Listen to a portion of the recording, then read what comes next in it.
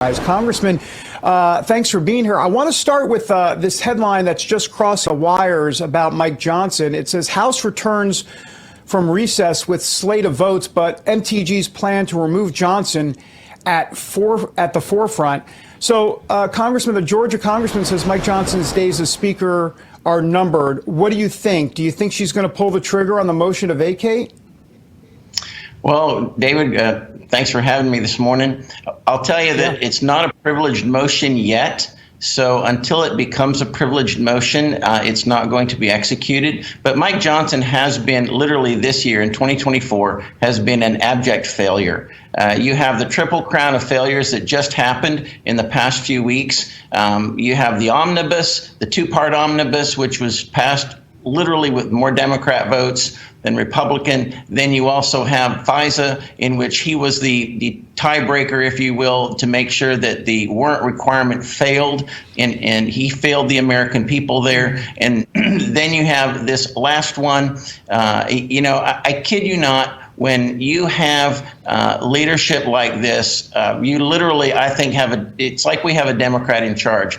Mike Johnson, I don't know the Mike Johnson of 2024, that's for certain. So we've got a lot of work to do, but we have to keep the majority, and we certainly have to get the presidency in 2024. So are you going to not join Congressmen Gosar, Massey, and MTG on the motion to vacate? At this point, you are not going to, even though you're critical of Johnson, you're going to hold off?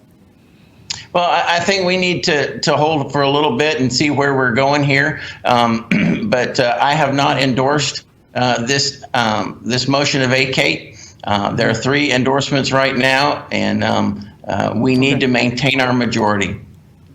Let me ask you about this electric car situation. What a disaster. I mean, you're the driving force behind this headline that we're seeing now pop up. 30 House Republicans take action to overturn Biden's gas car crackdown. Tell us about your plan to drive Biden's electric vehicle initiative into the proverbial junkyard.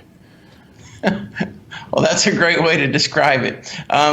President Biden needs to get his hands off our car keys. The American people, this is the land of freedom. They have the right to decide whatever kind of vehicle they want to buy, and President Biden does not have the right to tell us what we're going to buy. His EV mandate basically says that about almost 70% of vehicles by 2032 will be electric or hybrid, most of them electric. All that does is empower China, because 90% of the electric battery supply pipeline flows right through China.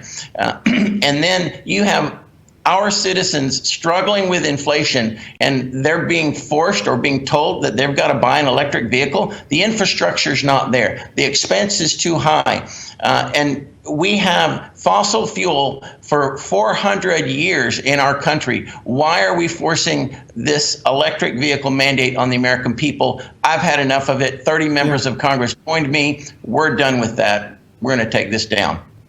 Congressman, before we let you go, I got to get your reaction to the breaking news this morning out of Columbia University. Hamilton Hall is the scene. This is a major hall there on campus. Overnight at 3 a.m., the nut jobs were clearly up with doing what they do best, which is cause mayhem and destruction. They literally broke in to Hamilton Hall, shattered the glass. There it is. There's some video there. You can see they've now taken over Hamilton Hall and raising the Intifada flag on the campus, literally on the hall. Your reaction? I've got 30 seconds.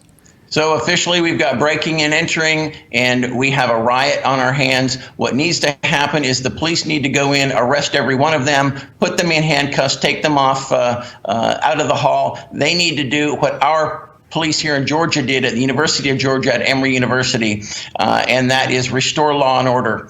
When they do that, then and there are consequences for these students, then people will stop this.